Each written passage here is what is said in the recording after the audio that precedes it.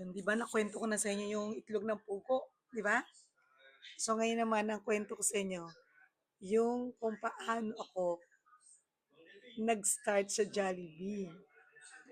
Ito nakakatuwa yung kwento kong 'to kasi nung araw, wala pang Jollibee Kalumpit, walang Jollibee Malolos. Eh, hanggang Malolos lang dati pinakamalayo kong puntahan. Wala naman akong kamag-anak sa Manila. So nung mapunta ako ng Manila, sabi ko, para makatapos ako ng pag-aaral, kailangan mag-working student ako. Narinig ko yon kasi may mga taga sa amin sa Dunkin' Donut. So ako sa Jollibee ako nag-apply. Eto na.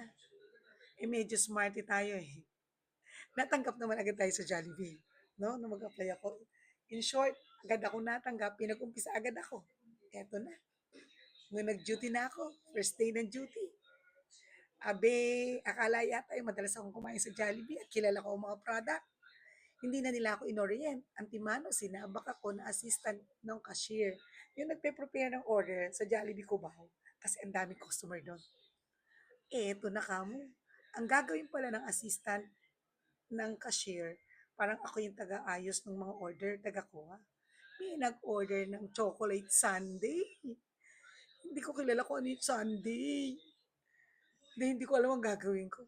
May nag-order na naman ng french fries. Patay kang bata ka. Ano kaya yung french fries? Ang alam ko lang kasi noon is spaghetti at chicken. Eh, meron palang tinatawag na french fries at saka sundae. So, yung sundae pala, eh, ice cream, chocolate ice cream. Ay, nako. Sobrang, sabi ko, patay. First day ko pa lang, mukhang matatanggal na ako. Pero alam niyo ang ginawa ko? Kinausap ko yung manager. Ang lakas ng loob kong sinabi ko, Ma'am, pasensya na kayo. First time lang po akong napasok sa Jollibee. Hindi ko po kilala yung mga produkto ng Jollibee. Sorry po. Alam mo ang nangyari? Nag-sorry pa sa akin ang manager ng Jollibee.